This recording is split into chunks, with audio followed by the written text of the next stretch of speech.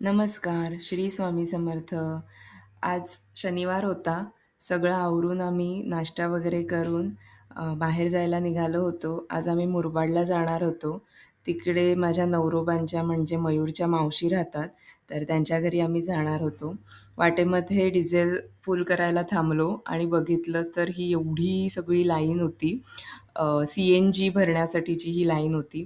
माहीत नाही का, पण CNG स्टेशन्स खूप होऊन सुद्धा एवढी लाईन लागलेली असते सगळीकडे. एनिवे आमची तर डिझेल कार आहे त्यामुळे डिझेल भरून आम्ही निघालो.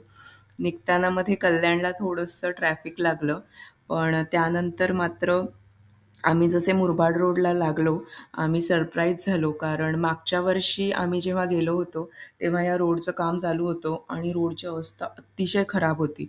पण ह्यावेळी रोड पूर्ण छान झालेला आहे आणि तुम्ही बघू शकता खूप स्मूथ रोड आहे. 1-सव्वा तासातच आम्ही त्यांच्या घरी पोहोचलो. त्यांचं हे घर एकदम बैठ्या स्टाईल, जुन्या स्टाईलचं आहे. मातीचं बांधलेलं घर आहे. अ, छान वाटतं त्यांच्याकडे गेलं की.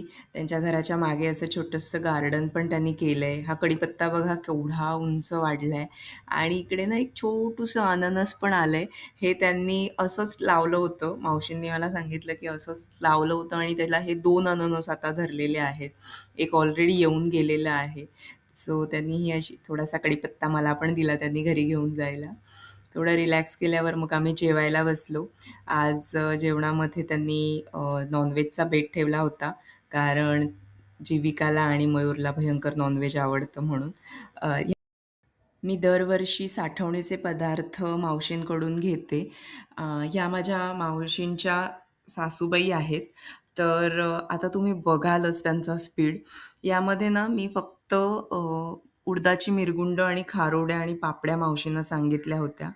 पण आजी काही केल्या ऐकणार नाहीत. आजींकडे गेलात आणि एक्स्ट्रा गिफ्ट्स तुम्हाला मिळाले नाही, असं होऊच शकत नाही. तर आजीनी इथे आम्हाला लोणचं दिलं, शेवया दिल्या, मसाला दिला, कडधान्य दिली, म्हणजे जांभळं घेऊन दिली. तिकडे गेलं ना, की आजींचं असं असतं, की भरभरून घ्या, घ्या आणि फक्त घेऊन जा. अ, थोडा वेळ रिलॅक्स केल्यानंतर चहा-पाणी वगैरे घेऊन आमची निघायची वेळ झाली होती. अ, तुम्ही राहायला का येत नाही? हा एक नेहमीचा त्यांचा प्रश्न असतो, की प्लीज राहायला या, राहायला या. निघायची वेळ झाली तरी नातीचे लाड काही संपत नव्हते आणि शेवटी गाडीची डिक्की भरेपर्यंत सामान घेऊन आम्ही त्यांच्याकडून निघालो. वाटेमध्ये मुरबाड मार्केट लागलं, तर तिथून काही अ, ज्या गावठी भाज्या असतात त्या घेतल्या. शेवळे असं काहीतरी म्हणतात या भाजीला, मला नक्की नाव माहीत नाही. आंबे पण छान छान होते, तर आंबे घेतले आणि मग आम्ही आमचा परतीचा प्रवास सुरू केला. अ, असा होता आमचा आजचा दिवस. तुम्हाला व्लॉग कसा वाटला हे कमेंट करून नक्की सांगा. मला असं वाटतं आपल्या सगळ्यांची आजी ही अशीच असते. प्रत्येकाकडे हा आपल्याला मिळालेला अनमोल ठेवा असतो.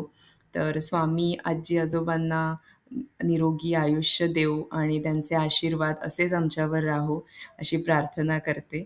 भेटूया पुढच्या व्हिडिओमध्ये. तोपर्यंत बाय.